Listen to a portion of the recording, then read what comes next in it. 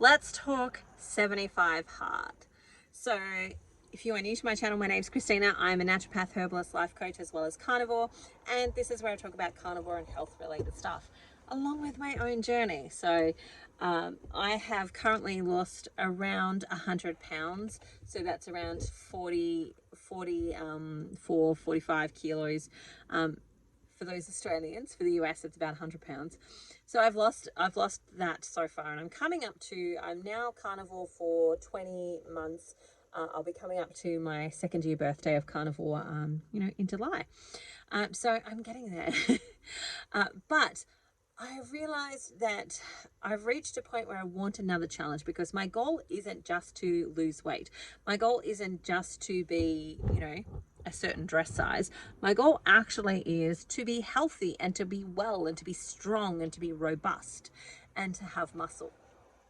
And so I find, for my personality, now this is not everyone, okay, so please note, I am not talking to everyone or for everyone. I am talking for me and people who maybe have a similar personality to me, that having a focus really helps me achieve those goals. So having stuff to focus on helps me achieve those goals. So like my quest that I run, that helps me achieve the goal of staying, like really tuning into my GKI and supporting metabolic health and all of that type of stuff. That really helps me. And so having a focus really helps me. And I've kind of been a little bit aimless and focusless since October last year. So at that point in time, we kind of came to stay, because if you don't know, we've been traveling Australia in this van with my kids. So I have 7 of them, 2 dogs and a cat. We've been living in tents as we've been traveling Australia. And so anyone who lives the travel life will know that school holidays and those big holidays where everybody's off tend to be a little bit hard when it comes to finding, say, a camping spot. And so what we did over towards the end of the year was I put out a post and said, hey, has anyone got a house sit? We'd love to house sit over Christmas, because it would be nice to be in a place over Christmas to be able to have the ability to cook and so on. And so there was a house sit here where we currently are in the Tumut area of New South Wales. And so we house sit for 3 months, and now there's a place that's available for rent. So we are now renting in the local area for a period of time. And so I've been kind of aimless during that period of time. Like I've just been trying to rest and recuperate and, just kind of see what's next for us and what we're going to do and all of that type of stuff. And so I've been aimless. I haven't really had a focus during that period of time. Like I've had little stints. So I did, for example, I did a 14-day reset in January. That was really great to just the 14 days got me back on track in the sense of thinking about my GKI and giving me a focus and all of that type of stuff. But I've been a little bit aimless throughout that period of time. And as I sit with, so every January I run a program called The Calling. And The Calling is about calling in, getting into alignment with what it is that I actually want to call into my life for the next year and what I want to create long term, as well as, what I feel I'm being called into. And so I did that program for myself in January. I led people through that program. And one of the big things for me this year is that I really want to work on fitness, because something that I've had on my vision board for a really long time, probably since 2017 at least, is to be able to do a handstand and to be strong enough and to feel safe enough in my body to be able to do that. And in order to be able to do that, there's more weight that I want to lose, but also I want to build muscle and strength. And so muscles and strength are a big part of what I actually want to achieve in this year. And so one of the things that, again, like I said, a focus really helps me, like a challenge really helps me. Now I have the personality type of a challenge. So for example, when I do this with my coaching clients, we will go through, your DISC profile, like what are your captain energies, but then we'll also go through what are your driving, what are your core drivers. And so one of my core drivers is actually challenge. So wherever there's a challenge, it's actually, there's a part of me that's like, let's go for it, let's do it. But my personality typing is I don't take on a challenge that I don't think I can achieve, that I don't think I can do. Like I did And I might break it down to actually, you know, build trust in myself. And one of the things that I did this year was, so towards the end of last year, beginning of this year, so it kind of crossed over the old year into the new year, which was a 7 days of walking up the hill. So where we were living in our house sit was at the bottom of this hill. So it's a 30-minute sort of hike up this hill and then back down again. So it's a good amount of time. It takes about an hour to do, and it's basically like, you know, most of it's fairly gentle, but it's an incline, and then you get to this last bit where it's like, right, you've got to push yourself to get up there. And so I did 7 days of that, which was really great. I ended up afterwards, I got sick, so not because of the walk, but I did, you know, I was exposed to some lurgies, and I got sick, so I didn't continue that because I was unwell. And so now I'm kind of reaching this point where I've done my 14-day quest, I've done my 7-day, you know, walking up the hill quest, and I'm ready to start to take on some of the bigger challenges or the bigger quests for the year. And 75 Hard has been in my sphere for probably since I started going to the keto rooms on Clubhouse, where they were talking about 75 Hard, and I was like, what is this? And they were explaining to me, and I'm like, oh no, that sounds really excessive. Who has the time for that?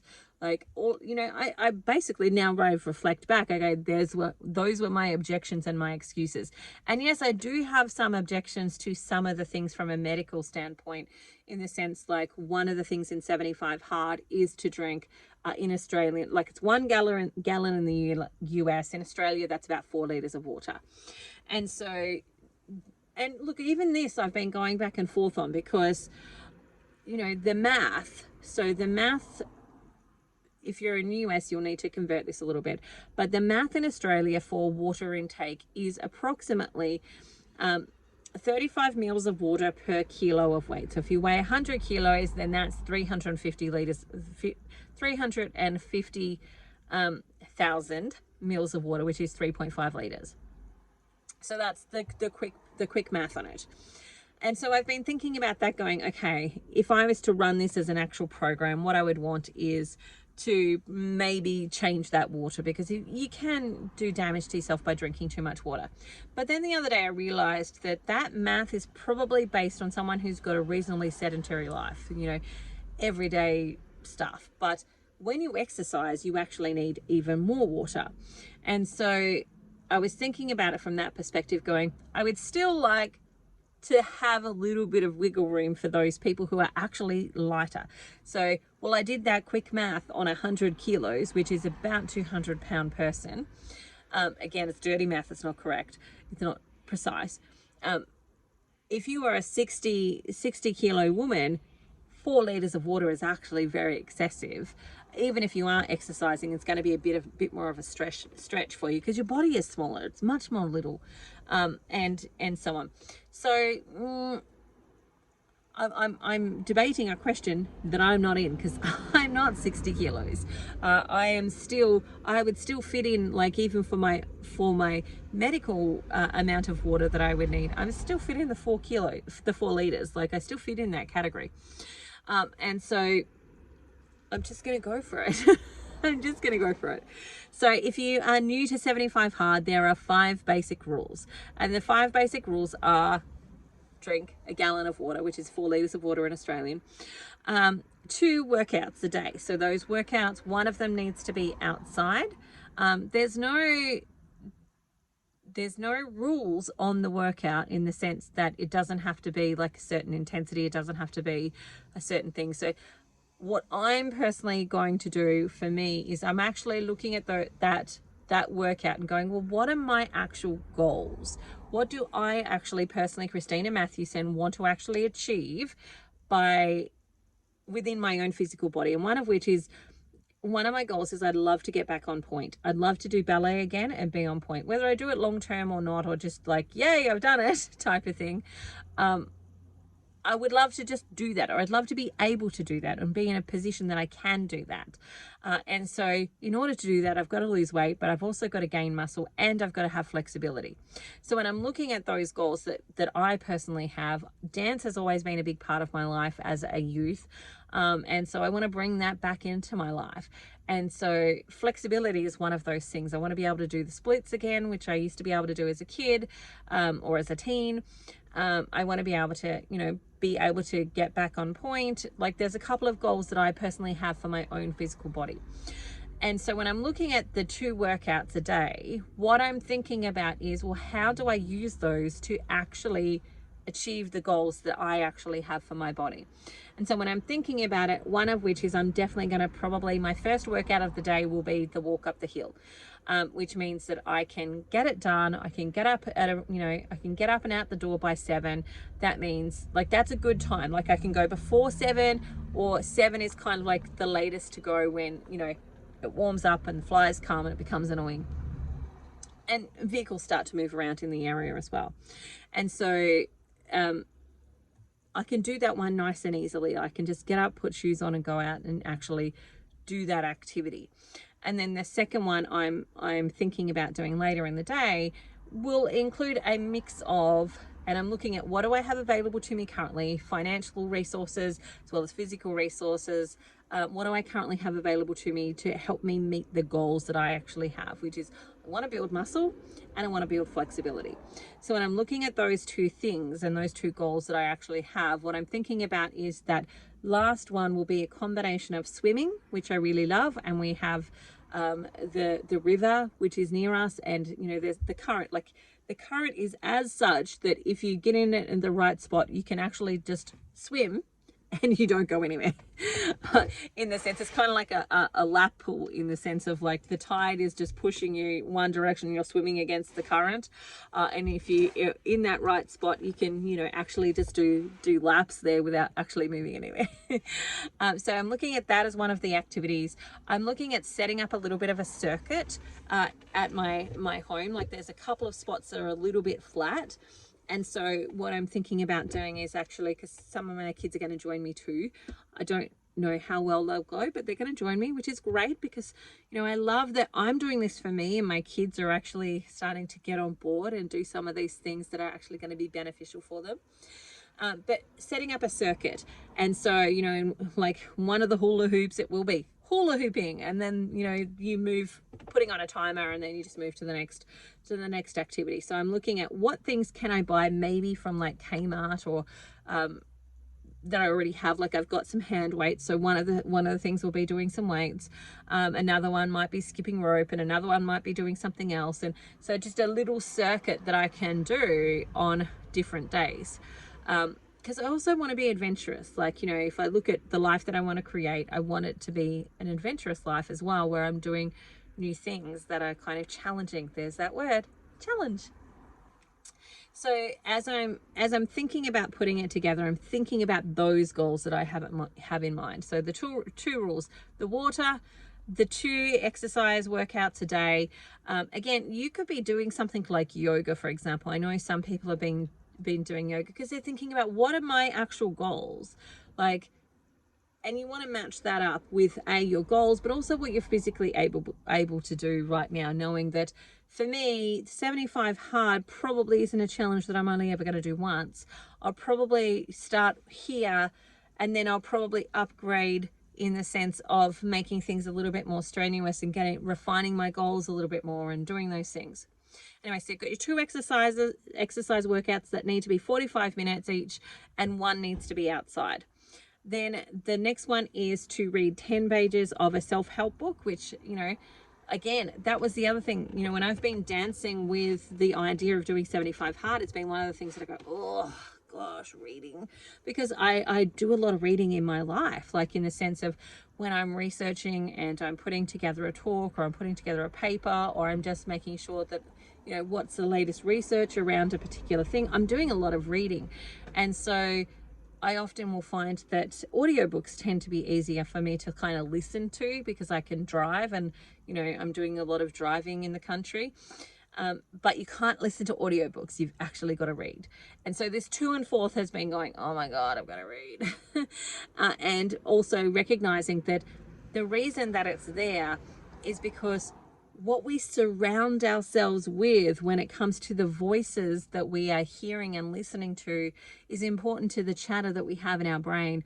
And the idea is that if you're reading self-help books, you're reading encouraging messages, you're reading mindset stuff, you're reading things that are going to drive you in the direction of thinking in a certain way, and help you have more of the voices in your head be of the positive frame mind. And reading tends to do that a little bit better than when we're just listening, because we're all encompassed, especially if we read aloud. Like if you read aloud, your voice is the most powerful voice there actually is. So if you're reading aloud to yourself, then you're actually going to get the whammy of the hearing it as well as the visual stimuli. And it means that you're listening. It means that you're actually kind of on board, in the sense of like you've got a greater opportunity of it impacting you. So when you're listening to an audiobook, I might be listening to an audiobook while I'm driving the car. So I'm doing something else. So I'm not 100% just listening to the audiobook. I'm actually also engaging in other things, which then can alter our thinking, in the sense of like we don't get as much impact from it as if we're actually just being still and reading it. And so I've gone, yes, okay, I'm going to do it. So what I'm doing from that perspective is I'm actually just starting to gather books of people that I actually want to listen to. Like I know Amanda Frances has got a money book out there. I actually want to purchase that book and actually have it, because that's, you know, one of the things that I want to work on this year is my finances. And so I want to purchase that book. I've got Atomic Habits. That's the first book I've purchased. So I'm going to actually read that. I'm going to have a look and see what else might actually be, because we're just outside the library. I'm going to see what else I might be able to get to come in order to actually to utilize that. And so we've got a couple of things there that I'm starting to think about for my 10 pages, because you have to read 10 pages of your self-help non-fiction book a day. Now, look, I could play with some of these rules and go, you know what, I'm reading already some research papers, so therefore blah, blah, blah. No, it's meant to be, like, it's called 75 hard because it's actually meant to be hard. It's not meant to be for everyone. It's not meant to be easy. And it's meant to actually stretch you. And so we've got the water, we've got the exercise, we've got the books, then we have a diet that we need to follow. So I'm going to, of course, follow carnivore. My intention is carnivore is the rule, right? Carnivore is the rule. Now, if I want to amplify that, I'm going to implement one of my eating challenges throughout the week. So I might do, like, you know, a butter fast or a sardine fast, or something like that. I might even chuck in a water fast. I'm not committing to that being part of my dietary protocol. My dietary protocol is carnivore, full stop. So standard carnivore, that includes herbs and spices, onion and garlic, dairy, etc., etc. Like, it includes those things. So that's what I'm committing to, but I also have the intention that I may actually include some of these fasts as well, that actually I know help to get my blood glucose under control, but I'm not committing to that having to be a must. And then the last one is to take a progress photo. So this one will be interesting, because while we think it's really easy to take a photo, it's actually the act of taking the photo, of, like, you know, getting your camera set up or getting somebody else to take the photo of you, etc., etc. That is often sometimes the challenge of just like, because the other thing is I'm thinking about, I'd ideally love to be able to take it in the same sort of spot, but also wearing the same sort of clothes. That would be my ideal, because then, like, at the end of it, when I put all 75 together and I make them into a little movie, then the progress will look a lot, you'll be able to see two examples, the beginning and the end type of example, a little bit more clearer. Anyway, I am not committing to it has to be in the same spot with the same gear. I'm committing to taking the photo. That's what I have to remind myself, is that I'm committing to taking the actual photo. So 75's hard. I'm starting on Monday. So what is today? Today's Tuesday. I've got 5 more days before I'm starting. And I'm just starting to gather the things that I actually need for it. Now, again, remember, I'm not recommending everybody do this. I've got a bunch of patients who've got adrenal fatigue. I probably wouldn't recommend they do this. They could do 75 soft. And I would, instead of doing like the 45-minute workout in 75 soft, I would probably say, let's break that down into 5 minutes of ...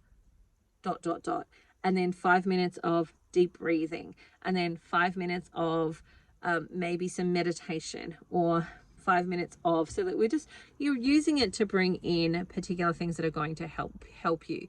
But don't push yourself through this if your body's not ready for it. And this is what I said in my carnivore support group the other night when I was talking to them, when I was talking through it with them, is that I wouldn't have done this 18 months ago. I wouldn't have done, or 20 months ago even, I wouldn't have done 75 hard. My body was not in the place to do it. I hadn't built trust. I hadn't built confidence in regards to my dietary protocol. Like, I just was not in the place. Like, I was 45 kilos heavier. I was just not in the place to be able to do it at that point in time. And hormonally, my body just was not supported enough to do that. But now I've done, 20 odd months of nourishing myself. I'm ready to start embracing some of these challenges. And maybe I won't succeed. Maybe I'll actually fail. And you know what? Sometimes that's the point. Sometimes the failure is actually the point. What we think is failure is sometimes our greatest lessons, because part of the journey of 75 hard is to actually learn what are the stories that you tell yourself when it's when it comes to giving up, when it comes to quitting, when it comes to saying, I can't do this. What are the stories that you tell yourself? And actually finding those elements to actually heal and go, hang on, there's still some pain and trauma there, and there's still some healing that needs to take place in that area, and allowing yourself to go, you know what, this has helped me find some of the spaces where I'm not yet free, and I'm still controlled, or this thing has a level of control over me. That's part of the point sometimes. Part of the point is finding some of those things and the nuances that are actually there. And so it's not about failure, it's about learning and growth. And what am I learning, and how am I growing through this?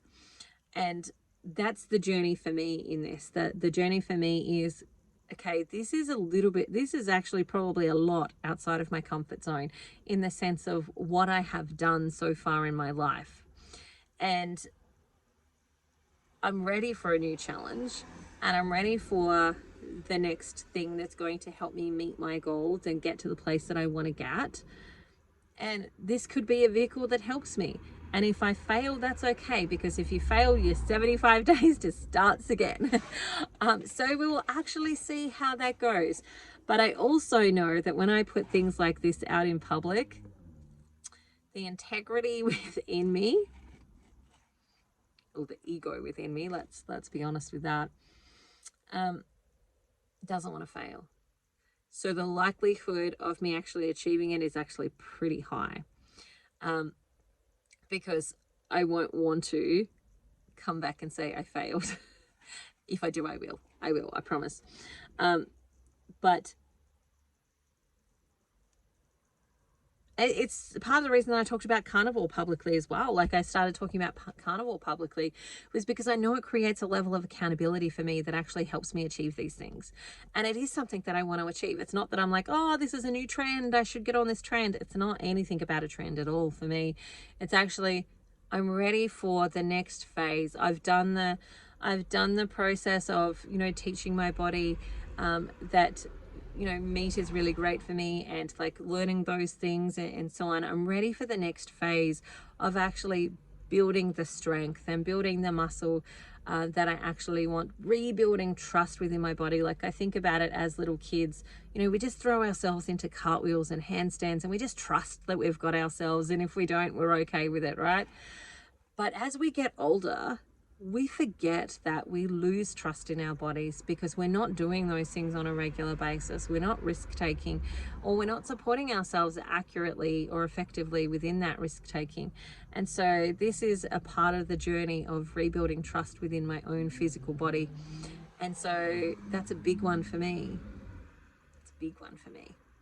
So that is why I'm doing 75 hard. I will keep you updated. If you are doing 75 hard, drop it in the comments section. I would love to know if you've done it, if you've got any tips, if you've got any great books I particularly would love to read some books that are like female entrepreneurial type of books. That would be great. I would like to read some of those ones. So if you've got any recommendations of books, I would love to read them. I'm trying to stay away from the nutrition stuff because I just do so much naturally reading of nutrition. So I'm really just like, you know, want to look more into the mindset of, you know, that entrepreneurial spirit is kind of where I'm at this point in time. So yeah, drop some book recommendations in the comments for me. If you've done 75 hard, let me know. If you're going to try 75 hard, let me know. And I'll keep you updated on how I go. All right, that's it for me today. I hope you have the most amazing day ever, and I'll talk to you again soon. Bye for now. See you later.